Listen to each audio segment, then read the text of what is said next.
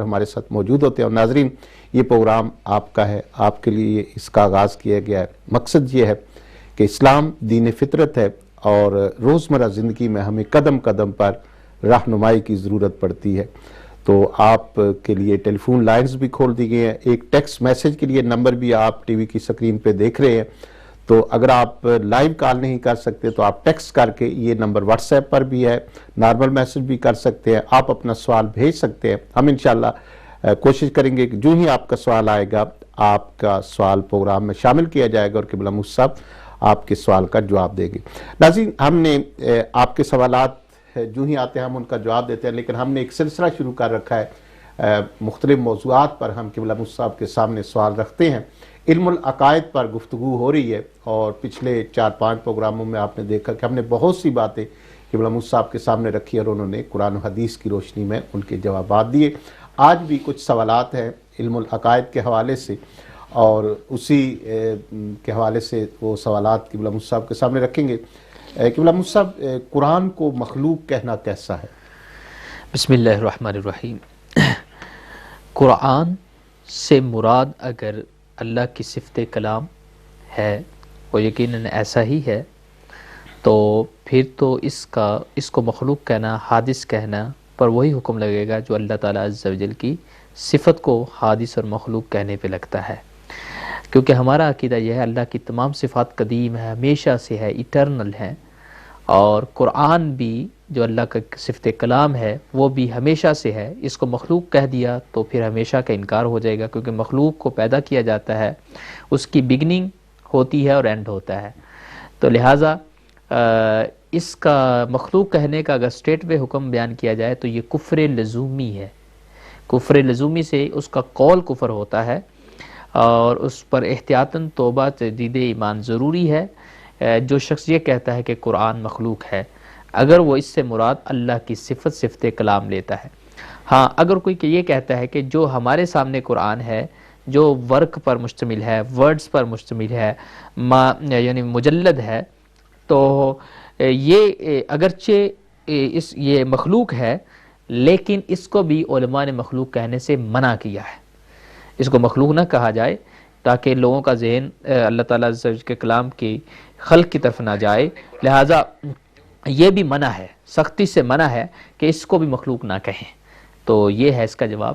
اللہ کے کلام کا، اللہ عز و جل کی صفت کو مخلوق کہا، یعنی کلام اللہ کو مخلوق کہا، تو پھر کفر لزومی ہے. لیکن جو ہمارے پاس قرآن ہے اس کو مخلوق کہنا بھی علماء نے منع فرمایا ہے. سبحان اللہ. ناظرین، آپ ہمارے یہ پروگرام فیس بک پر بھی دیکھ سکتے ہیں. آپ اگر ابھی تک تکبیر ٹی وی کو آپ نے لائک نہیں کیا تو فیس بک پہ تکبیر ٹی وی لائیو، اس کو آپ لائک کیجیے. یہ پروگرام اور دیگر پروگرام بھی آپ کو ملتے رہیں گے. قبلہ موسی صاحب، دوسرا میرا سوال یہ ہے، چونکہ قرآن پر ہم گفتگو کر رہے ہیں اور علم العقائد پر گفتگو ہو رہی ہے، امام اعظم حضرت ابو حنیفہ رضی اللہ تعالیٰ عنہ نے قرآن کو مخلوق کہنے والے کو دائرہ اسلام سے خارج کیوں کہا؟ جی، کیونکہ ہمارے امام نہ صرف فقہ کے امام تھے، وہ علم الکلام کے بھی امام تھے. تو فقہا دو مذہب ہے، میں یہ سمجھانا چاہوں گا کہ جب ہم علم عقائد کی بات کرتے ہیں تو اس میں دو point of view, school of thoughts ہیں. نمبر 1 یہ ہے کہ جو فقہا کا اپنا ویو ہے اور ان کا موقف ہے. دوسرا ہے متکلمین کا موقف. فقہا کے موقف کے مطابق جو فقہ کو ڈیل کرتے ہیں، فقہ کے ساتھ ڈیل کرتے ہیں، ان کے موقف کے مطابق جو اللہ تعالیٰ کی کسی بھی صفت کو حادث کہتا ہے یا مخلوق کہتا ہے یا وہ کسی طرح سے انکار کرتا ہے تو وہ کافر ہو جائے گا. فقہا کا یہ موقف ہے. صفت کو حادث کہنے والا، اللہ کی ایٹریبیوٹ کو حادث کہنے والا، وہ کافر ہو جائے گا. جبکہ متکلمین اس کے محتاط قول لیتے ہیں. ان کے نزدیک کافر نہیں ہوگا بلکہ گمراہ بددین ہوگا. اور ہمارا فتویٰ بھی احتیاط کی وجہ سے متکلمین کے قول پر ہوتا ہے، ان کے سینگ پر ہوتا ہے، ان کے موقف پر ہوتا ہے. امام اعظم رحمۃ اللہ تعالی علیہ فقہا میں شامل ہیں. تو آپ کے نزدیک تو صفت، کیونکہ فقہا عام موقف ان کا ہے کسی صفت کو حادث کہنا، تو قرآن کو بھی، قرآن اللہ کی صفت ہے، کلام ہے، تو اس کو حادث کہنے پہ بھی آپ نے وہی فتویٰ دیا جو عام فقہا کا ہے، یعنی آپ نے اس کو کافر قرار دیا. بعض ہمارے فقہا نے امام اعظم رحمۃ اللہ تعالی علیہ کے اس قول میں تعویل کی ہے، کیونکہ آپ متکلم بھی تھے. آپ متکلمین میں سے بھی آپ کا شمار ہوتا ہے. اور جیسے ملا علی قاری رحمۃ اللہ تعالیٰ نے بڑی پیاری اس کا لکھا, آپ نے فرمایا یہاں کفر سے جو امام اعظم نے کہا نا فقد کفر, وہ کافر ہو جائے گا جو اللہ تعالیٰ عز و جل کی کے کلام کو یا قرآن کو مخلوق کہتا ہے. انہوں نے فرمایا اس سے مراد کفران نعمت ہے. کفران نعمت یعنی نعمت کی ناشکری ہے کہ وہ قرآن کو مخلوق کہہ رہا ہے, اس سے مراد وہ والا کفر نہیں ہے. تو ایٹ لیسٹ اس کا خلاصہ میں اگر بیان کروں کہ امام اعظم رحمۃ اللہ تعالیٰ کا شمار فقہا سے ہوتا ہے, اور فقہا اللہ تعالیٰ کی کسی بھی صفت کو حادث یا مخلوق کہنے پر کفر کا حکم کرتے ہیں, اور متکلمین اسے گمراہ, دال و مدل کہتے ہیں.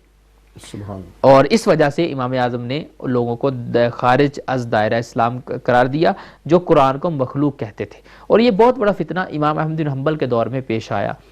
ان کے بادشاہ جو اس وقت کا تھا وہ بھی دوسری معتزلہ کے ساتھ مل گیا, اور انہوں نے کہا کہ قرآن مخلوق ہے, یعنی قرآن is not the attribute of اللہ, یہ کریشن ہے, اللہ کریٹڈ دیٹ, اللہ کریٹڈ دیٹ.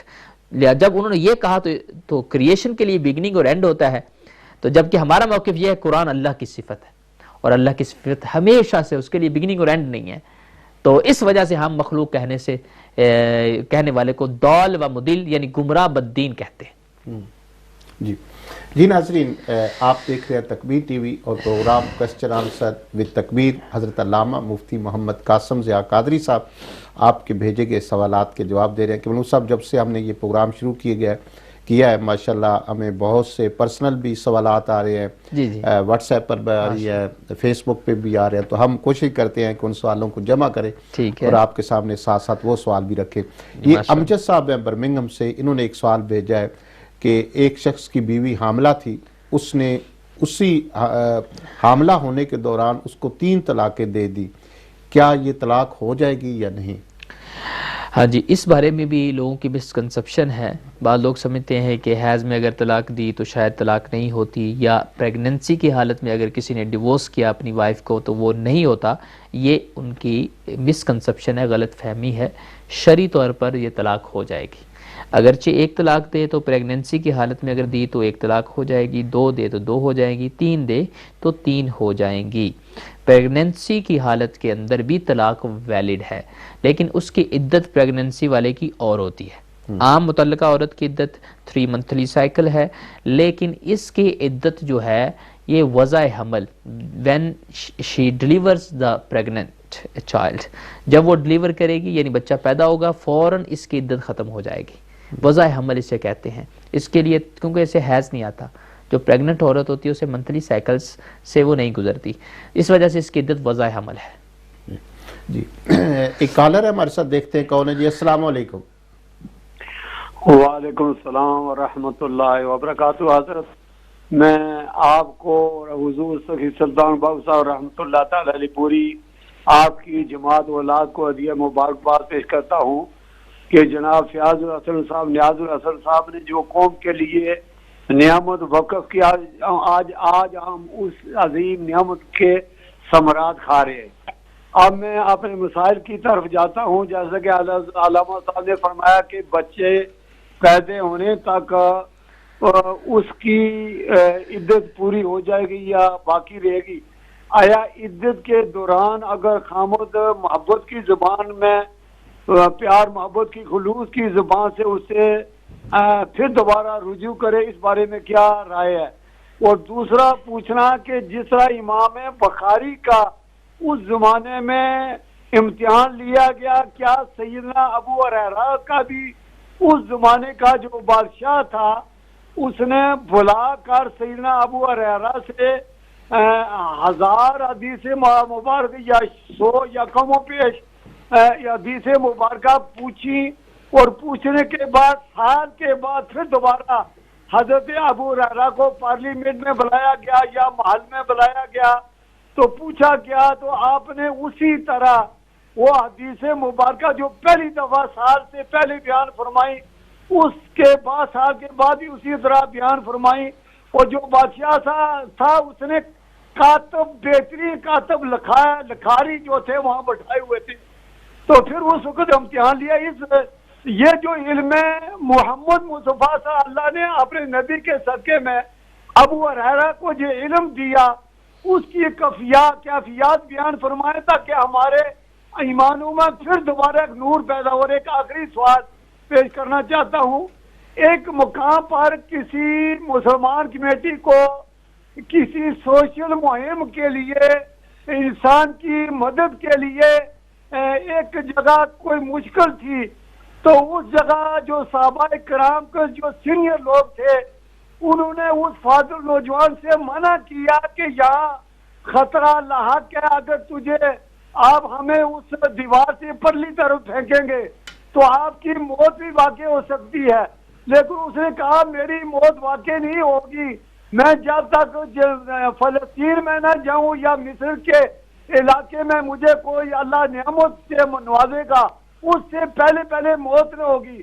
پوچھنا یہ ہے جب شریعت ظاہری طور پر کہتی ہے کہ جو موت جہاں نظر آئے وہاں نہیں جانا، لیکن اس نوجوان نے کچھ کسی کی بات نہ مانی. اس نوجوان نے کہا کہ مجھے اتارو، میں وہاں جا کر لوگوں کو آزادی دوں گا تاکہ لوگ باہر آ جائیں، لوگوں کو ہم آزاد کیا جائے. پھر اس نے دروازہ کھولا. اس بارے میں پوچھ رہا یہ چاہتا ہوں اس نوجوان پر شریعت کا قانون کیوں نہیں لاگو ہوا، اس کی وجہ بیان فرمائیے. اللہ کے رسول کی حکمت ہو وہ بھی بیان فرمائیے. جزاک اللہ. میں نے بڑی احتیاط سے بات کی ہے. جزاک اللہ. ایم خان صاحب بریڈ فورڈ سے آپ نے کال کی، آپ کے تینوں سوالات نوٹ کر دیے گئے. مجھ صاحب ایک تو وہی آپ نے میرے خیال مسئلہ بیان کر دیا، عدت کے دوران انہوں نے جو سوال کیا کہ اگر خامد رجوع کرنا چاہے. جی میں عرض کر دیتا ہوں. عدت کے دوران اگر خامد رجوع کرنا چاہتا ہے تو اس کے لیے شریعت کا ایک کرائٹیریا ہے. اگر اس نے ایک رجعی طلاق دی ہے، یعنی صریح الفاظ کے ساتھ واضح اینڈ obvious ورڈ کے ساتھ کہا کہ میں نے تجھے ڈیورس دی، جب یہ کہا تو اس نے ایک صریح طلاق دی ہے. اسے کہتے ہیں طلاق رجعی. اس کو رجعی اس لیے کہا جاتا ہے کیونکہ اس میں رجوع ممکن ہے. وہ عدت کے دوران رجوع کر سکتا ہے. وہ صرف اتنا کہے کہ میں تجھے بیک لیتا ہوں، رجوع ہو جائے گا. لیکن ایک طلاق ہو گئی. اگر اس نے 2 طلاق رجعی دی ہیں، اسے کہا میں 2 ڈیورس اسے رجعی دی اور صریح ورڈ کے ساتھ دی، تو اسے کہتے ہیں 2 طلاق رجعی. اس میں بھی عدت کے دوران رجوع کر سکتا ہے. 2 دی تو بھی رجوع کر سکتا ہے، لیکن صریح ورڈ الفاظ کے ساتھ دی ہوں تو بیک لے سکتا ہے. اور اگر 3 دے دی 2 کے بعد زبانی لے سکتا ہے یا دوبارہ نکاح ہوگا؟ نہیں 2 کے بعد بھی زبانی وہ عدت کے دوران واپس لے سکتا ہے. نکاح ہونا ضروری نہیں ہے. عدت کے دوران اگر اس نے ورڈ صریح بولے تھے، طلاق رجعی 1 بھی ہے 2 بھی ہے، طلاق رجعی ہے. اب آئی 3 طلاق کی بات. اگر اس نے 3 طلاقیں دے دی، اب 3 طلاق رجعی نہیں ہوتی، 3 طلاقیں بن جاتی مغلظہ. اب وہ عدت کے دوران اور عدت کے بعد دونوں حالت میں اسے بیک نہیں لے سکتا. یہ تھے احکام طلاق رجعی کے کہ اس کو عدت کے دوران وہ واپس لے سکتا ہے 2 تک. اب ہے طلاق بائنہ. طلاق بائنہ وہ ہوتی ہے کہ جس میں اس نے بائن کے لفظ کے ساتھ طلاق دی کہ میں نے تجھے بائنہ کیا، میں نے یو آر فری. یہ یو آر فری کا ورڈ انگلش میں بہت بولا جاتا ہے. میرے پاس کافی مسائل اس کے آئے ہیں، فتاویٰ میں نے لکھے. یہ جو یو آر فری ورڈ ہے نا، اس سے اگر انٹینشن سے نہیں اس نے طلاق دے دی یو آر فری کے، تو اس سے بائن پڑے گی. تو اس سے نکاح فوراً ٹوٹ جاتا ہے. ایک سے نکاح ٹوٹ جاتا ہے. عدت کے دوران اور عدت کے بعد دونوں صورتوں میں نکاح کرنا پڑے گا. واپس آ جائے گی عورت لیکن نکاح کے ساتھ آئے گی. اگر 2 طلاقیں دیں، طلاق یعنی بائنہ 2 کٹھی دے دیں یا بائن کے ورڈز کے ساتھ دیں، تو اب بھی عدت کے دوران عدت کے بعد نکاح کرنا پڑے گا. اب ورڈز کے ساتھ رجوع نہیں ہو سکتا. بائنہ کا یہ قاعدہ ہے. 3 ہو گئی تو پھر تو ویسے ہی نہیں، نہ عدت میں آ سکتی نہ عدت کے بعد نکاح کے ساتھ بھی نہیں آ سکتی. پھر اس کے لیے ہول پروسیس ہے وہ حلالہ والا. 3 کے بعد وہ حلالہ کا پروسیس ہے. 2 میں گنجائش ہے نکاح کے ساتھ یا وداؤٹ نکاح، وہ جیسے میں نے بیان کر دیا. جی. اور دوسرا سوال تھا ایم خان صاحب کا حضرت ابو ہریرہ رضی اللہ تعالیٰ عنہ کی شان کے بارے میں. جی وہ واقعے کا ذکر کر رہے تھے بادشاہ کا. جی ماشاءاللہ انہوں نے تاریخ کو اسٹڈی کیا ہوگا. حضرت سیدنا ابو ہریرہ رضی اللہ تعالیٰ عنہ بہت پیارے صحابی ہیں اور انہوں نے سب سے زیادہ احادیث روایت کی ہیں اور جگہ جگہ ان کا نام آتا ہے. اور ان کو یہ نعمت کیسے عطا ہوئی؟ حافظے کی قوت. ایک مرتبہ انہوں نے نبی کریم صلی اللہ علیہ وسلم کی پاک بارگاہ میں حافظے کی کمزوری کی شکایت کی. میرے آقا کریم علیہ الصلوۃ والسلام نے فرمایا ابو ہریرہ چادر پھیلاؤ یا جو بھی چیز تھی پھیلاؤ، وہ جولی پھیلاؤ، تو آپ نے ہوا سے کچھ اس طرح ٹیک کر کے کوئی چیز یعنی اپنی مٹھی میں لے کر اس چادر میں ڈالی، 3 مرتبہ ایسا کیا، اور پھر حضرت ابو ہریرہ رضی اللہ تعالیٰ نے اس کو سینے سے لگا لیا۔ اس دن سے لے کر اس کے بعد حضرت ابو ہریرہ رضی اللہ تعالیٰ نے خود فرماتے ہیں خدا کی قسم اس دن سے میں جو بھی بات سنتا مجھے یاد رہتی، میرا حافظہ سو سٹرونگ بن گیا۔ تو اس لیے حضرت ابو ہریرہ رضی اللہ تعالیٰ عنہ کا حافظہ بہت سٹرونگ تھا، اور وہ حدیثیں یاد رکھتے اور آگے روایت کرتے۔ جیسے کہ انہوں نے بیان کیا ان کا کوئی ٹیسٹ ہوا، شاید انہوں نے پڑھا ہو لیکن میری نظر سے یہ گزرا نہیں، کہ کیونکہ اس وقت بادشاہی نظام نہیں تھا صحابہ کے دور میں، کہ کس بادشاہ نے، کسی بندے نے ضرور ٹیسٹ کیا ہوگا لیکن بادشاہی نظام نہیں تھا، خلفائے راشدین کا نظام تھا، اور خلفائے راشدین تو یہ ٹیسٹ اس کا سسٹم صحابہ سے کرتے نہ تھے، لیکن تاریخ میں ہو سکتا ہے کوئی ایسا واقعہ ہو، ہم اس کو ڈینائی نہیں کرتے، لیکن حضرت ابو ہریرہ رضی اللہ تعالیٰ کا حافظے کی جو سٹرونگنس ہے وہ تو احادیث سے ثابت ہے۔ سبحان۔ اور تیسرا ان کا سوال تھا کہ سامنے موت نظر آ رہی ہو، وہ انہوں نے ایک جنگ کا بھی ذکر کیا کہ انہوں نے جا کر قلعے کے اندر، ظاہرے کے اندر ایک موت تھی لیکن انہوں نے بہادری کا مظاہرہ کرتے ہوئے قلعے کے اندر کودے، پھر دروازہ کھولا۔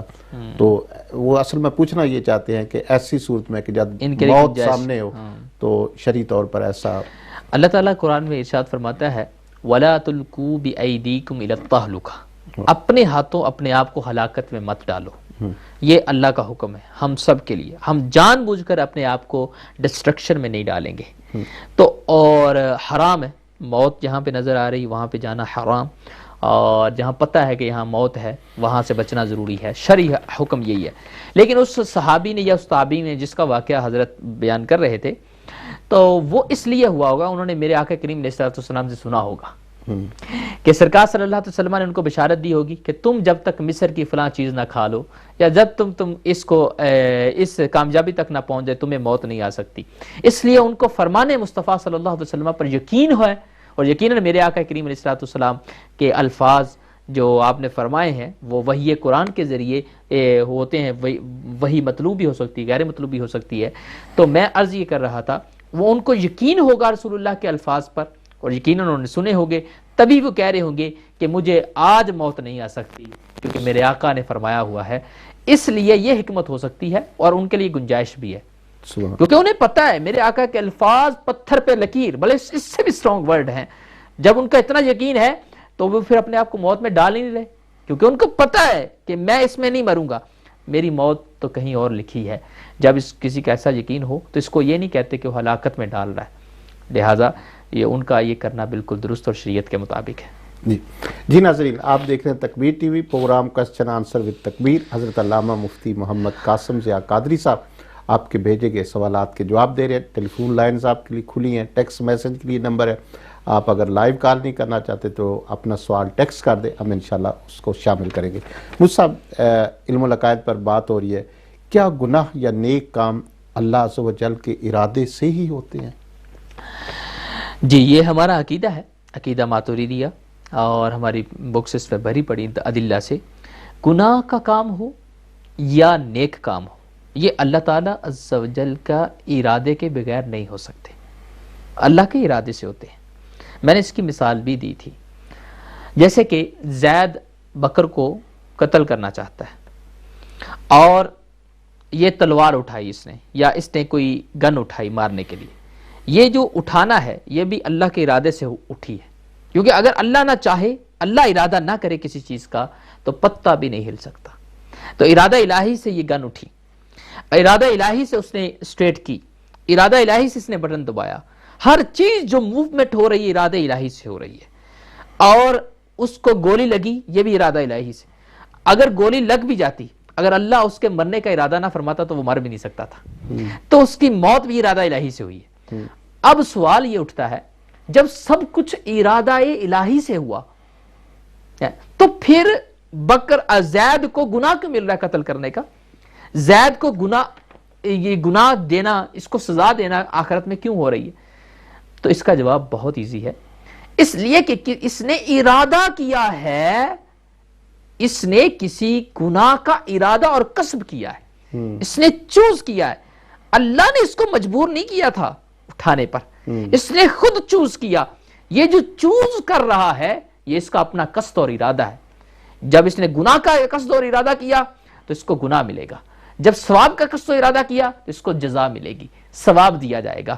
تو یہ ارادے پر اس کو سزا یا جزا کا دار و مدار ارادہ ہے. انسان کا فقط ارادہ ہے، بقیہ سب کچھ اللہ تعالی عز و جل کے ارادے سے ہو رہا ہے. یہ ہمارا عقیدہ ہے، کیونکہ اللہ کے ارادہ صفت ہے. ہر چیز اللہ کی اس صفت ارادہ کے اندر ہے، ہر چیز ارادے سے ہو رہی. یہ نہیں کہ اللہ سے یوں افعال صادر ہو رہے ہیں، ایسا نہیں. اللہ ارادہ فرماتا ہے دین وہ چیز ٹیک پلیس ہوتی ہے. یہ ہمارا عقیدہ ہے. جی مفتی صاحب، صفت تخلیق اور صفت تکوین سے کیا مراد ہے؟ صفت تخلیق اور صفت تکوین سے مراد کریشن ہے، کائنات کا بنانا، درخت و شجرز کے یوں کائنات میں لگانا. یہ ساری جو آپ کائنات میں بہاریں دیکھتے ہیں، رونقیں دیکھتے ہیں، کائنات کی سجاوٹ دیکھتے ہیں، بندوں کی کریشن دیکھتے ہیں، ان کا ایک نظام ہے. جو سورج کا نکلنا، ڈیلی سورج کی کریشن، اور سٹارز، گلیکسیز، اور اس کے علاوہ جو ہمارے بیونڈ آور سینسز ہیں، تو یہ سب کچھ صفت تخلیق اور صفت تکوین کے اندر ہے جو اللہ تعالیٰ عز و جل نے ان کو پیدا کیا. یہ اس کی ہم وضاحت سمجھتے ہیں صفت تخلیق اور تکوین کی. جی، اور صفت ترزیق کیا ہوتی ہے؟ جس صفت ترزیق کا معنی رزق دینا. اللہ تعالیٰ عز و جل صفت ترزیق اللہ کی ساتھ قائم ہے، اور اللہ تعالیٰ ساری مخلوقات کو رزق پرووائڈ کرتا ہے. خیر الرازقین ہے اور وہ رزاق ہے. تو اس کے مراد ہے صفت ترزیق، اور اللہ تعالیٰ عز و جل صفت ترزیق اللہ تعالیٰ کی ذات سے قائم ہے. جی، یہ ایک سوال ہمیں موصول ہوا ہے. محمد سلیم ڈار صاحب ہیں گلاسکو سے. انہوں نے پوچھا ہے کہ کیا نہانے کے بعد وضو کرنا ضروری ہے یا وضو ہو جائے گا؟ نہانے کے بعد وضو کرنا ضروری نہیں ہے، کیونکہ وضو کے جو 4 فرائض ہیں، چہرہ دھونا، ہاتھ دھونا اور مسح کرنا اور پاؤں دھونا، یہ نہانے میں اچھی طرح ادا ہو جاتے ہیں. تو لہذا نہانے کے بعد وضو کی حاجت نہیں ہے. لیکن اگر آپ پہ غسل فرض تھا تو اس میں کلی اور ناک میں پانی ڈالنا بھی ضروری ہوتا ہے غسل میں، تو وہ آپ نے کر لیا تو غسل کی جو وضو کی سنتیں ویسے بھی ادا ہوگی. یہ کلی اور ناک میں پانی ڈالنا اگر آپ نہ بھی کریں اور آپ نہا لیں، وضو ہو جائے گا. اگر غسل فرض نہیں ہے، آپ ویسے نہائے ہیں تو آپ کا وضو ہو جائے. نہانے کے بعد آپ کو سیپریٹ وضو کرنے کی حاجت نہیں ہے. اچھا مصعب، پہلے ہم یہ دیہات میں ہوتے تھے سنتے تھے کہ جس غسل خانے کی چھت نہیں ہوگی، اگر اس میں آپ نہائیں گے بھی تو پھر بھی وضو کرنا ضروری ہوگا. تو یہ اس مسئلے کے بارے میں نہیں، یہ بالکل غلط ہے. یہ اس طرح کی افواہیں بہت پھیلی ہوتی ہیں. بعض لوگ تو یہ یہاں تک کہہ دیتے ہیں کہ ننگا ہونے سے وضو ٹوٹ جاتا ہے، یعنی آپ کپڑے چینج کریں نا جا کے تو وضو ٹوٹ جاتا ہے. یہ بالکل غلط.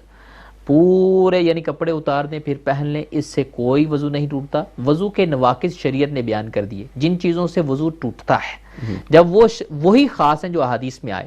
اس کے علاوہ کسی اور چیز سے وضو نہیں ٹوٹ سکتا، کیونکہ شریعت میری اور آپ کی بنائی ہوئی نہیں، میرے آقا کریم علیہ الصلوۃ والسلام اور اللہ تعالیٰ کی بنائی ہوئی شریعت ہے. تو اس سے کوئی وضو نہیں ٹوٹتا. ننگا ہونے سے وضو نہیں ٹوٹتا، کپڑے چینج کرنے سے وضو نہیں ٹوٹتا، اور چھت جس کی ننگی ہو اس سے بھی وضو نہیں ٹوٹتا. تو یہ غلط باتیں. جی مصعب، علم العقائد پر ہم گفتگو کر رہے تھے. ایک سوال ہے کہ اللہ عز و جل کی صفات سلبیہ کون سی ہیں اور ان سے کیا مراد ہے؟ جی، جیسے کہ ہم نے پیچھے بیان کیا تھا، اللہ کی صفات ذاتیہ بھی ہوتی ہیں اور صفات فعلیہ بھی. اسی طرح ایک ٹائپ متکلمین نے بیان کی ہے کہ اللہ کی صفات سلبیہ.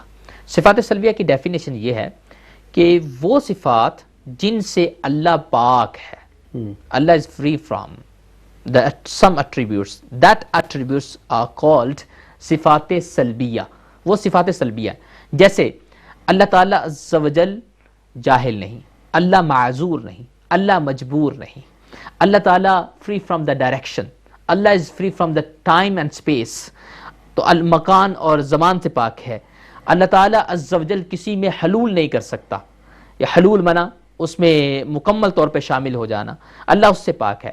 اللہ باپ نہیں کسی کا، اللہ is not the father of anybody، Allah is not the son of the anybody، Allah doesn't have the wife. تو یہ جو ہے نا، اللہ اس سے بھی فری ہے، اللہ اس سے بھی پاک ہے، اس سے بھی پاک ہے. یہ جو صفات ہوتی ہیں جن سے اللہ فری ہے تو وہ ہے صفات سلبیہ. اور صفات سلبیہ کو ماننا یہ ضروری ہے یعنی اللہ تعالیٰ عز و جل کو ان تمام چیزوں سے پاک ماننا ضروری ہے جو ڈیفیکٹس ہیں، جو اللہ کی ذات کے مناسب نہیں اور ذات باری کے لائق نہیں، ان سے اللہ تعالیٰ عز و جل کو پاک ماننا ضروری، اس لیے ہم صفات سلبیہ پر ہمارا عقیدہ ہے۔ جی ناظرین، پروگرام آپ دیکھ رہے ہیں کوسچن آنسر وتھ تکبیر۔ ایک کالر ہے ہمارے ساتھ، دیکھتے ہیں کون ہے۔ جی السلام علیکم۔ وعلیکم السلام ورحمۃ اللہ وبرکاتہ۔ حضرت سمندر بڑی ٹھاٹھ مارتا ہوا نظر آ رہا، تو میں نے کہا میں بھی چپی لگا لوں آج دوبارہ، جی جی، کیونکہ فاضل عمر تھوڑی ہے لیکن اللہ کے رسول کی توجہ کا مرکز بنا ہوا ہے، تو میں نے کہا اس میں بھی نور حاصل کر لوں کچھ۔ حضرت امہ عمارہ رضی اللہ عنہا جب کسی جماعت میں وہ نرسنگ کا کام کی ضرورت تھی تو وہ نرسنگ کی کام کر رہی تھی، لیکن جس کو دیکھا جو جماعت میں کچھ پریشانی لاحق ہو گئی ہے سیکیورٹی کے حوالے سے، تو آپ نے جو سیکیورٹی کا کام کیا وہ اس پر نظر مصطفیٰ کا جو فیض تھا اگر مولانا صاحب کے ذہن میں ہو تو وہ بیان فرمائے۔ اور نمبر دوسرا، یعنی امام جعفر صادق پر قربان جاؤں، اہل بیت کا عظیم بزرگ فاضل عظیم بزرگ ہے، آپ نے اپنے خادم کو شاپنگ کے لیے کوئی چیز منگانے کے لیے بھیجا، تو راستے میں اس نے باغ یا کوئی ایسی جگہ دیکھی، اس نے کہا ریسٹ کر لوں، تو وہاں ریسٹ کرتے ہوئے سو گیا، تو کافی دیر گزری تو امام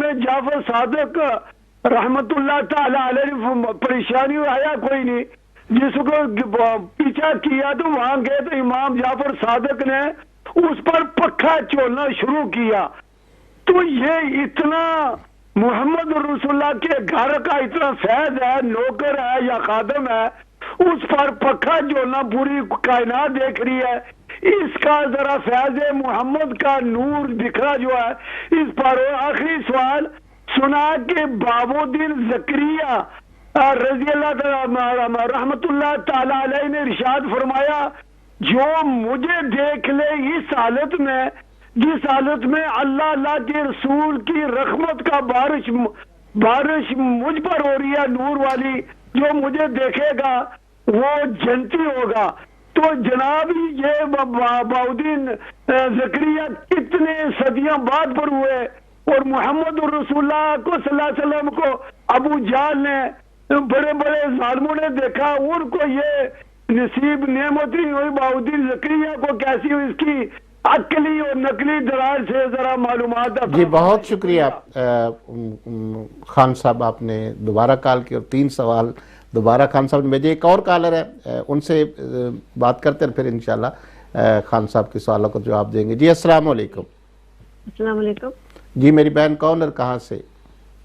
ہم لوگ بلیک ون سے بات کر رہے ہیں۔ جی میری بہن کیا پوچھنا چاہتے ہیں قبلہ مفتی صاحب سے؟ ہم مفتی صاحب سے یہ پوچھنا چاہ رہے ہیں کہ جب ہم لوگ سعودی عرب عمرہ کے لیے یا حج کے لیے جاتے ہیں تو ہم لوگ نماز امام کے پیچھے پڑھ سکتے ہیں، یا پھر ہم لوگ الگ پڑھیں گے تو کس طرح پڑھیں گے، یا ہم لوگ امام کے پیچھے پڑھیں گے تو کیسے پڑھیں گے؟ پلیز مجھے بتا دیں۔ جی بہت شکریہ میری بہن، آپ نے سوال کیا۔ کوئی اور کالر ٹھیک ہے، ورنہ میرے خیال جی خان صاحب نے خان صاحب نے دوبارہ 3 سوال کیے۔ ایک تو حضرت ام عمارہ کا، وہ حضرت ام عمارہ رضی اللہ تعالیٰ عنہ۔ جی مجھے اسپیسیفک واقعہ جس کی طرف یہ اشارہ کر رہے ہیں اس کا تو پتہ نہیں ہے کہ وہ کیا واقعہ ہے، اگر اس کا وہ بتا بھی دیتے، کیونکہ انہوں نے صرف اشارہ کر گئے، اور ہسٹری میں تو اس طرح کے کئی واقعات ہیں نظر مصطفیٰ کے۔ میرے آقا کریم علیہ السلام کی نظر میں جب کوئی چیز آ جاتی ہے تو جس سمت آ گئے ہیں سکے بٹھا دیے ہیں، وہ تو ایسا ہے ہی، لیکن اسپیسیفک واقعہ I didn't get it، مجھے پتہ معلوم نہیں ہے۔ جی اور دوسرا حضرت امام جعفر صادق، وہ تو ایک انہوں نے واقعہ بیان خود ہی کر دیا، اور یقیناً اہل بیت کی اس میں فضیلت ہے۔ امام جعفر صادق رضی اللہ تعالیٰ عنہ تو ایک جود و سخا کے مالک تھے، اور یقیناً یہ تو ہر اہل بیت کے خاندان کے انوکھے واقعات ہیں۔ کسی بھی امام کے اہل بیت کو، آپ زین العابدین کی سیرت کو دیکھ لیں، سبحان اللہ، کس طرح اپنے دشمنوں پر بھی رحم و شفقت کرنے والے۔ یہ تو ایک خادم کا واقعہ، وہ تو اپنے دشمنوں پر بھی سخاوت اور جود کے دریاؤں کو بند نہیں کرتے تھے۔ جی اللہ اکبر. وہ میں نے ایک واقعہ پڑھا حضور زین العابدین کے حوالے سے کہ ایک مرتبہ آپ ایک حجرے میں موجود تھے اور ایک شخص آیا، ہانپتا ہوا آیا. یہ وہ دور تھا جب مختار ثقفی جو ہے نا اہل بیت کے دشمنوں کو ڈھونڈ ڈھونڈ کے مار رہا تھا، تو جنہوں نے ایک واقعہ کربلا میں حصہ لیا تھا. تو مختار ثقفی اس پر لگا ہوا تھا پیچھے، تو وہ بندہ بھاگتا ہوا ہے آپ سے پانی مانگا، تو آپ نے بھی اسے پہچان لیا یہ کون ہے، اور اس نے دیکھتے ہی آپ کو پہچان لیا کہ یہ تو حضور زین العابدین رضی اللہ تعالیٰ عنہ ہیں، امام حسین رضی اللہ تعالیٰ عنہ کے بیٹے ہیں ڈائریکٹ، اور یہ تو مجھے پہچان لیں گی کیونکہ میں بھی واقعہ کربلا میں یزید کے ساتھ تھا. تو اس نے پانی مانگا، آپ نے پانی اس کو پیش کیا. اس نے پانی پینے کے بعد جو کچھ مانگا پھر آپ نے وہ بھی دیا. تو وہ اندر سے کہہ رہا تھا شکر انہوں نے مجھے پہچانا نہیں، he didn't recognize me، میں کون ہوں. پھر ساتھ ہی کہنے لگے کہ حضور آپ نے مجھے پہچانا کہ نہیں؟ اس بندے نے کہا، آپ نے فرمایا ہاں I recognized you، میں نے آپ کو پہچان لیا، تو نے واقعہ کربلا کے اندر حضرت امام حسین کے قاتلین میں تو تھا.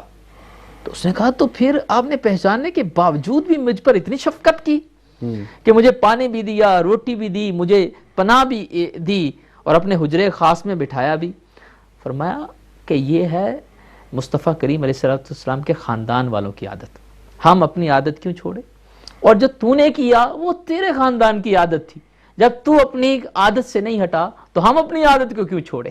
تو یہ تو تھا در مصطفیٰ کریم علیہ السلام سے اٹیچ خاندان اہل بیت کے طور و اطوار. ان کے تو واقعات انوکھے سے انوکھے ہیں. اللہ ہمیں ان کی سیرت پر چلنے کی توفیق نصیب فرمائے. اور تیسرا ان کا وہ اشارہ تھا حضرت شیخ بہاؤالدین ذکریہ ملتانی رحمۃ اللہ تعالی جی ماشاء اللہ. اگر اور پھر ابو جہل کی انہوں نے ساتھ، تو اس بارے میں تھوڑی سی جی میں عرض کر دیتا ہوں. اگر انہوں نے یہ قول کہا ہے حضرت بہاؤالدین ذکریہ ملتانی رحمۃ اللہ تعالی علیہ، پہلی بات ہے کہ بزرگان دین اس طرح کے اقوال نہیں کہتے، کیوں وہ عاجزی کرتے ہیں، ہمبلنس ان کے اندر بہت زیادہ ہوتی ہے. وہ نبی کریم صلی اللہ علیہ وسلم کی سیرت اور جو شریعت اس کے پیکر ہوتے ہیں.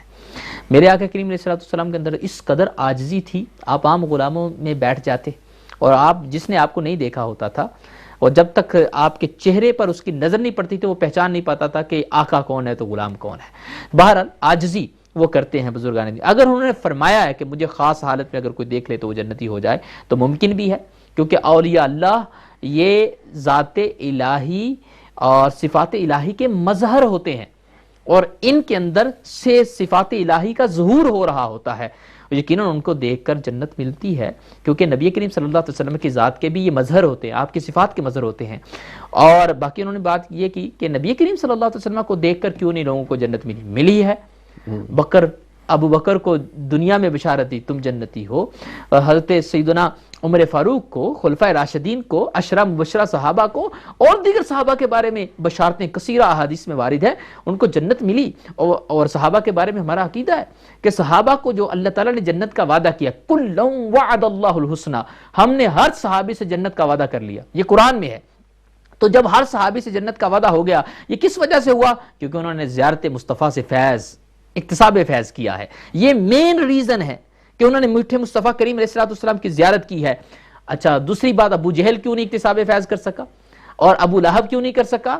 کیونکہ انہوں نے ایمانی نظر سے دیکھا ہی نہیں. سبحان اللہ. شرط یہ ہے کہ آپ ایمانی نظر سے مصطفیٰ کریم علیہ السلام کو دیکھیں. شرط یہ محبت اور شفقت کی نظر سے سرکار صلی اللہ علیہ وسلم کو دیکھیں آپ. جس نے دیکھا ہی بغض کی نظر سے، جس نے دیکھا ہی کینے کی نظر سے، جس نے دیکھا ہی عداوت کی نظر سے، اس کو کیا فیض ملے گا؟ اس کو کیا؟ انہوں نے تو خود ہی فیض کا دریا بند کر لیا نا. اس وجہ سے وہ اس بشارت کے اہل نہیں ہوں گے. سبحان. اور ایک کالر ہے، پہلے ان کو لے لیتے ہیں، پھر بہن کے سوال کی طرف چلیں گے. جی السلام علیکم. وعلیکم السلام ورحمۃ اللہ وبرکاتہ. میرا نام افضال حسین ہے. استاد صاحب کی بارگاہ میں سوال یہ ہے کہ استاد صاحب یہ کر دیں کہ یہ ہمارے جو شاپس ہوتی ہیں تو یہاں پر چکن لکھا ہوتا ہے حلال، میٹ چکن حلال لکھا ہوتا ہے، تو کیا ہمیں شریعت میں بس لکھا ہو حلال تو ٹھیک ہے ہم کھا سکتے ہیں، اور یا ہم کچھ لوگ ایسے بھی ہوتے ہیں کہتے ہیں کہ یہ حلال چیز حرام نہیں ہو سکتی، یہ چکن حلال ہے حرام نہیں ہو سکتا، تو اس کے بارے میں شریعت کیا کہتی ہے اور ہمیں کتنی احتیاط کرنی چاہیے کھانے پینے کے معاملے میں، چکن میٹ کے معاملے میں؟ اور سم ٹائم ایسی محفلیں ہوتی ہیں شادی وغیرہ میں یا ختم وغیرہ میں تو تقسیم کیا جاتا ہے کھانا وغیرہ، تو ہمیں کیا احتیاط کرنی چاہیے کہ ہمیں پتہ ہو کہ یہ حلال ہے کہ نہیں؟ تو پلیز اس کے بارے میں کوئی شرعی رہنمائی فرمائیں. جزاک اللہ خیر. السلام علیکم ورحمۃ اللہ وبرکاتہ. جی بہت شکریہ افضال حسین صاحب، آپ نے کال کی، سوال کیا. تو پہلے میرے خیال بہن کا سوال جو تھا حرمین شریفین میں نماز با جماعت کے حوالے سے. جی، حرمین شریفین کے اندر نماز با جماعت کا جو سلسلہ ہے وہ صرف اور صرف، کیونکہ جماعت کی میں کچھ شرائط آپ کو بتا دوں کہ ہم ایسے امام کے پیچھے نماز پڑھ سکتے ہیں جس جو 6 شرائط کا متحمل ہو، کیونکہ امامت کی 6 شرائط ہیں. سب سے پہلی شرط ہے سنی صحیح العقیدہ ہو، اس کا عقیدہ خراب نہ ہو. بقیہ قرات ہو، مرد ہو اور دیگر شرائط وہ اپنی جگہ ہے. یعنی سب سے فرسٹ کنڈیشن یہ ہے کہ عقیدہ اس کا درست ہو. اگر کسی کا عقیدہ درست ہے اور عقیدے میں کوئی خرابی نہیں ہے، یعنی وہ معتزلی نہیں ہے، وہ کسی اور سیکٹ اسپیسیفک سیکٹ سے اس کا تعلق نہیں ہے، اور وہ اللہ اور اس کے رسول اور صحابہ کرام علیہ رضوان پر عقیدہ وہی رکھتا ہے جو جمیع اہل سنت کا عقیدہ ہے، اللہ کے بارے میں اس کے عقائد پاک ہیں، رسول اللہ صلی اللہ علیہ وسلم کے بارے میں اس کے عقائد درست ہیں، تو ایسا امام حرم کا امام ہو یا کرم کا امام ہو، کسی کا بھی امام ہو، وہ اس کے پیچھے آپ نماز پڑھیں. اس کے پیچھے نماز پڑھنے میں کوئی حرج نہیں ہے. اور اگر عورتوں کے لیے مخصوص اسپیسیفک جگہ ہے، باپردہ ہے، تو اس کے لیے بھی گنجائش نکلتی ہے کہ وہ جا کے ادھر نماز پڑھ سکتی ہے. لیکن عورت کے لیے بہتر ایڈوائز یہی ہے کہ وہ جتنا چھپ کر نماز پڑھے گی، جتنا چھپ کر، مثلا ایک ہے مسجد میں ایک ہے گھر پہ، وہ جتنا چھپ کر نماز پڑھے گی اس کے لیے اتنی فضیلت والا کام ہے. تو لہذا آپ اتنا ہوٹل میں نماز پڑھیں اور کسی اور جگہ پہ چھپ کر نماز پڑھیں گے، آپ کے لیے اتنی زیادہ فضیلت والا کام ہے. اللہ تعالیٰ عمل کی توفیق نصیب فرمائے. جی ناظرین، آپ ہمارے ساتھ ہیں اور تکبیر ٹی وی سے پروگرام آپ دیکھ رہے ہیں کویسچن آنسر ود تکبیر. اور ناظرین، اس پروگرام میں آپ کے سوالوں کے جوابات حضرت علامہ قبلہ مفتی قاسم ضیاء قادری صاحب دے رہے ہیں. اور یقیناً ناظرین، یہ دین فہمی جو ہے، دین کا سمجھنا، یہ یقیناً روزمرہ زندگی کے اندر انسان کے ذہنوں میں سوالات ابھرتے ہیں. اسلام مکمل ضابطہ حیات ہے، اور اس پروگرام کا آغاز کرنے کا مقصد بھی یہی ہے، شروع کرنے کا مقصد بھی یہی ہے کہ روزمرہ زندگی بالخصوص یو کے اور یورپ کے اندر جو ہے وہ جو بھی سوالات ہمارے ذہنوں میں ابھرتے ہیں، ہم ان سوالوں کے جواب جاننے کی کوشش کریں. قبلہ مصعب، یہ افضال حسین صاحب کا جواب جو تھا، جی بہت امپورٹنٹ کوشچن انہوں نے کیا افضال حسین صاحب نے، کہ جو گوشت کے حوالے سے ہے، کیونکہ بعض انہوں نے جو بیان کیا کہ بعض لوگ کہتے ہیں کہ حلال چیز حرام نہیں بنتی، کوئی بھی کنڈیشن ہو جائے. ایسی نہیں، حلال چیز کو کھانے کے حوالے سے بھی ہماری شریعت نے ایک قاعدہ دیا ہے اور قرآن نے اس سے واضح ڈکلیئر کیا ہے، واضح بیان کیا ہے. مثلا چکن حلال ہے اور بکرا حلال ہے اور دیگر کاؤ حلال ہے، بفالو کھانا حلال ہے، لیکن وہ ان کا گوشت کھانا تب حلال بنے گا جب ہم قرآن کے اس حکم پر عمل کریں. اللہ تعالیٰ قرآن پاک میں ارشاد فرماتا ہے وَلَا تَأْكُلُوا مِمَّا لَمْ يُذْكَرِ اسْمُ اللَّهِ عَلَيْهِ، تم کوئی چیز ایسی نہ کھاؤ جس پر اللہ کا اسم، اللہ کا نام ذکر نہ کیا گیا ہو، اس کو نہ کھاؤ. یہ کن چیزوں کے بارے میں کہا؟ جو حلال چیزیں ہیں، کیونکہ حرام چیزیں تو ویسے ہی حرام ہیں، ان کے بارے میں تو نہیں یہ کہا جا سکتا کہ تم ان کو نہ کھاؤ، بلکہ حلال چیزوں کے بارے میں کہا کہ جن پر اللہ کا اسم، اللہ کا نام ذبح کے وقت نہ لیا گیا ہو، ان کو نہ کھاؤ. اب جو کہتے ہیں کہ چکن حلال ہے لہذا یہ حرام نہیں ہو سکتا، تو یہ حرام ہو سکتا ہے. مثلا اگر کسی نے ذبح کے وقت اللہ کا نام اس پہ نہ لیا، یا چکن کو ذبح ہی نہ کیا، یا ذبح شرعی کے جو شرائط ہیں وہ پوری نہ کی، تو وہ حرام ہے. وہ اسی طرح ہی حرام ہے جس طرح عام کوئی چیز مر جائے تو وہ حرام، وہ اسی طرح ہی حرام ہے جس طرح حرام چیزیں جیسے ڈنکی، گھوڑا، وہ اسی کتے کی طرح حرام ہے. کیوں؟ کیونکہ اللہ تعالیٰ عز و جل نے قرآن پاک میں حرمت علیکم المیتۃ، تم پر میتہ کو حرام قرار دے دیا گیا. میتہ کیا ہے؟ میتہ وہ چیز جس کو ذبح شرعی نہ کیا یا اس پر اللہ کا نام نہ لیا. تو وہ حرام بن گئی، میتہ کی طرح وہ مردار بن گئی، اب وہ حلال نہیں ہو سکتی۔ تو یہ بات کہنا کہ حلال چیز حرام نہیں ہو سکتی، یہ بات جہالت کی دلیل ہے، ان لوگوں نے قرآن نہیں پڑھا یا ان لوگوں کو احکام شرعی معلوم نہیں۔ بقیہ یہ چیز کہ جس پر حلال کا سرٹیفکیٹ لکھا ہے وہ حلال سمجھ لو، یہ کہاں سے قاعدہ؟ یہ شریعت کا قاعدہ تو نہیں ہے کہ آپ حلال کا اگر کسی نے لیبل لگایا ہے تو وہ حرام۔ آپ اپنی تحقیق کریں، دیکھیں تو صحیح کہیں کسی اور نے حرام کا لیبل لگایا ہو، کسی غیر مذہب نے حرام کا لیبل لگایا ہو، کسی اور بندے نے جو اس کا تعلق اسلام سے نہیں ہے اس نے اپنی چیز بیچنے، پروڈکٹ بیچنے کے لیے حلال کا لیبل لگا لیا ہو۔ اپنی تحقیق کر لیں، کیونکہ گوشت ایک ایسا مسئلہ ہے جس کی اصل حرمت ہے، گوشت کی اصل حرمت ہے، لہذا ہمیں یقین کرنا پڑے گا کہ یہ حلال ہے۔ جب آپ کو یقین کامل ہو جائے اور آپ کو کوئی ایویڈنس مل جائے، اس گوشت کو اپنے گھر جا کے پکائیں تو انشاءاللہ حلال ہے۔ اور اگر مسلمان کے گھر کھا رہے ہیں آپ اور آپ کو پتہ ہے مسلمان محتاط مسلمان ہے، یہ حلال گوشت ہی کرتا ہے، تو ایسی جگہ پر آپ کی تحقیق آلریڈی ڈن ہے تو وہاں آپ کھا بھی سکتے ہیں۔ تو یہ چیز میں نے بیان کی، اس کو بندہ پیش نظر رکھے، خصوصاً ان کنٹری کے اندر جہاں پر اس طرح کے مسائل ہیں۔ اللہ تعالی ہمیں عمل کی توفیق نصیب فرمائے۔ جی، علم العقائد کے حوالے سے کہ صاحب اگلا سوال یہ ہے کہ اگر کوئی یہ کہے کہ دکھ کی بات تو یہ ہے کہ اللہ عز و جل بھی ظالموں کو ساتھ دیتا ہے، اللہ معاذ اللہ، اللہ یعوذ باللہ، اس کے بارے میں کیا حکم ہے؟ جی، یہ انتہائی یعنی کہ برا جملہ ہے کہ اگر کوئی یہ لیکن کہتا بے ہے، احتیاطی میں ہم کہہ دیتے ہیں، لوگ کہہ دیتے ہیں۔ احتیاطی میں اگر کوئی کہتا ہے، مثلا یہ اس وقت زیادہ تر یعنی سنا جاتا ہے جب کسی بندے پہ ظلم ہوا ہو نا، اس کو کوئی دلاسا دینے کے لیے چلا جائے کہ جناب وہ آپ پر کسی نے یہ ظلم کیا ہے، تو وہ کہتا ہے ہاں بڑے دکھ کی بات ہے، اللہ بھی اس کے ساتھ ہے، کہ اس کو اللہ تعالیٰ نعمتیں دے رہا ہے، اس سے نعمتیں نہیں چھین رہا، ہٹا کٹا پھر رہا ہے، اللہ تعالیٰ اس کے ساتھ کچھ نہیں کر رہا۔ تو یہ جہالت کی دلیل ہے، کیونکہ اللہ تعالیٰ عز و جل کی طرف یہ منسوب کرنا کہ وہ ظالموں کا ساتھ دیتا ہے، تو ظالموں کا ساتھ دینے والا کون ہوتا ہے؟ ظالم، خود ظالم۔ تو معاذ اللہ یہ انڈائریکٹلی یہ کہہ رہا ہے اللہ ظالم ہے۔ اور اللہ تعالیٰ عز و جل نے قرآن پاک میں واضح طور پر فرما دیا وَأَنَّ اللَّهَ لَيْسَ بِظَلَّامٍ لِّلْعَبِيدِ، کہ بے شک اللہ تعالیٰ عز و جل اپنے بندوں پر ظلم کرنے والا نہیں ہے۔ تو جب اللہ تعالیٰ نے فرما دیا تو یہ شخص قرآن کے اس حکم کو نہیں مان رہا، وہ گویا کہ اللہ کو ظالم ٹھہرا رہا ہے۔ دوسرا، یہ جملے میں اللہ کی توہین بھی ہے، کیونکہ ظالم کہنا کسی کو یہ گالی ہے۔ میں اگر کہوں چودھری صاحب، راجہ صاحب، ملک صاحب آپ ظالم ہیں، تو وہ تو میرے گلے پڑ جائے گا کہ ظالم یہ خود توہین ہے، تو یہ اللہ کی توہین بھی ہے، تو ایسا جملہ کہنے والا کافر اور مرتد ہو جائے گا۔ اب اس کے لیے برات کی رستہ یہ ہے، اگر اس نے یہ کہا ہے تو وہ تجدید ایمان کرے، کلمہ شریف دوبارہ پڑھے، توبہ کرے اس سے، اور اگر بیوی والا ہے یعنی نکاح ہے اس کا، تو دوبارہ نکاح بھی کرے، یہ اس کے لیے ضروری ہے، تب اس سے اس کفر سے نجات مل جائے گی۔ جی، اگلا سوال ہے جی، یہ مسز محمد ہے ہماری بہن لیوٹن سے، انہوں نے سوال بھیجا ہے کہ کیا اپنے سکے غریب بھائی یا اس کے بچوں کو جو انتہائی غریب ہے زکوٰۃ دی جا سکتی ہے؟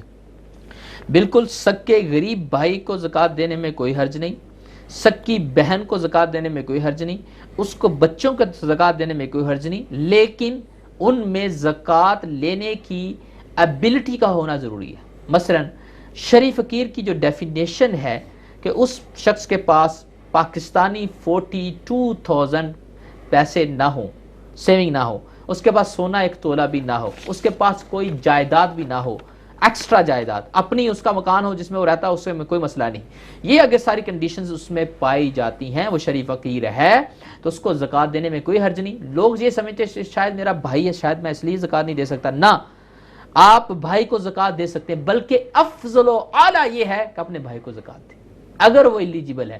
پھر اس کو زکوٰۃ کہنا بھی ضروری نہیں، لوگوں کو اس مسئلے کا بھی نہیں پتا کہ میں زکوٰۃ کہوں گا شاید میرا بھائی نہ لے۔